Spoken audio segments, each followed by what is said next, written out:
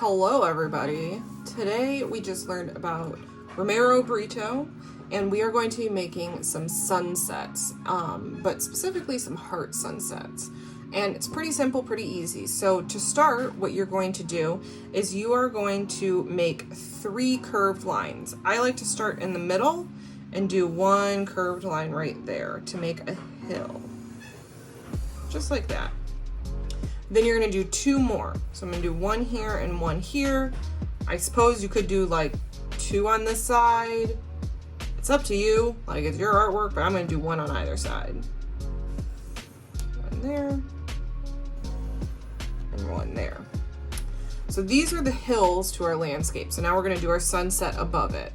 But, the first thing we should do is the sun. So we're going to make another curved line for our sun. So we don't want a teeny tiny little sun. We want kind of a large sun, so it should probably go from this hill to this hill. Like that. And if it's a little lumpy, like mine's a little lumpy, that's okay. Don't worry about it, it's fine. Now we are gonna do some hearts up here. And you can do whatever kind of style heart you want. I know some can get a little fancy. I'm gonna do like 3 or 4 large hearts. We don't want teeny tiny little things. We want big things. We got big paper. So I'm gonna do 1 heart here, 1 heart here, heart here. I think 3 hearts is good. I think you could do 4 if you wanted to, but we don't want to fill the whole sky with hearts. So try to keep between like 3 and 4, okay? So now we're gonna do lines coming from our sun to the edge of our paper. So we're gonna start here and go all the way to the edge. I am not going to go through my heart. So if I have a line here, I'm going to stop, hop, and go over to the other side. And if you want to, you can use a ruler for this. I'm not going to because I don't think it needs to be perfect. You know, my sun isn't perfect. It's not supposed to be perfect. It's just supposed to be art. Now, when you're doing your lines, you don't want them to be super duper skinny because that's gonna be hard to fill with shapes and patterns. So you wanna make sure they're like at least a finger can fit between them.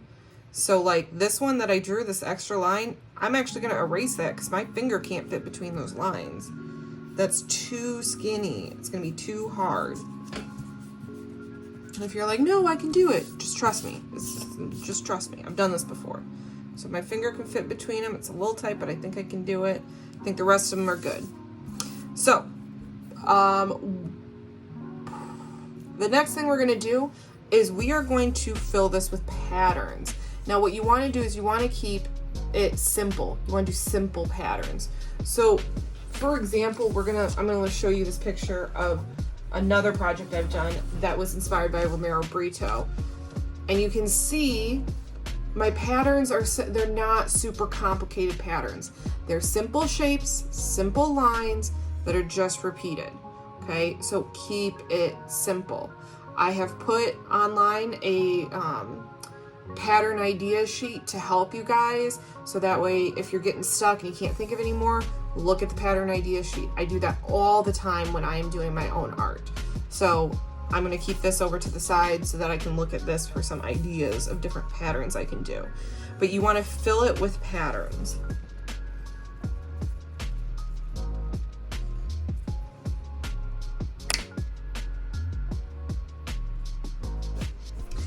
Okay, so now that I have added pattern to everything, I decided that I wanted to keep my sun empty, no pattern. I don't know if it's gonna look good, but we're gonna check that out together. But I wanted to see what would happen. So I left it blank and filled the rest of it with pattern. So now that I've done that, I want you to guess, what do you think my next step is? If you said to Sharpie it, you would be correct. And we want to do this one with our fat Sharpie. So the one that's got a tip that looks like this. We want our fat Sharpie for this. I really, really don't want you to use the skinny Sharpie unless you absolutely have to. Like, I might need to here, but that's like the only place. If you did nice, big, bold patterns, then you should be able to do the whole thing with this, okay?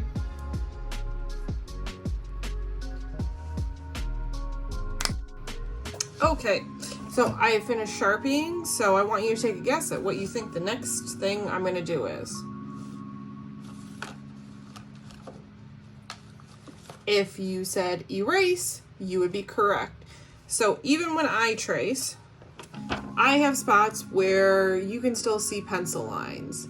It's not perfect, and that's okay. So I'm gonna go over and I'm gonna erase some of those pencil lines that you can see. And you wanna go slow because you don't wanna rip your paper or anything. And you might wanna just erase over the whole thing. I like to look for my pencil lines and then erase them when I see them. But if you're not sure, you can just kind of go over the whole thing. But you just want to make sure that you're gentle so you don't accidentally rip your paper.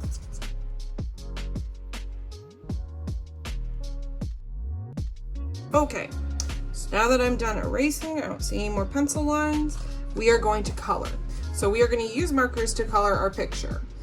Now, we have hills, sun, and some hearts. So I want you to color these in a way that would make sense. So I'm going to use, greens down here, and I have lots of different shades of green I can use. You can also, I think I'm gonna do green for the space between the polka dots here, and then I'm gonna do yellow for the actual polka dots so that it looks kind of like a lime green color. And you can totally do that. So we're gonna use warm colors for the sun and greens for the hills, and you can do whatever you want for the hearts, however you want to color them.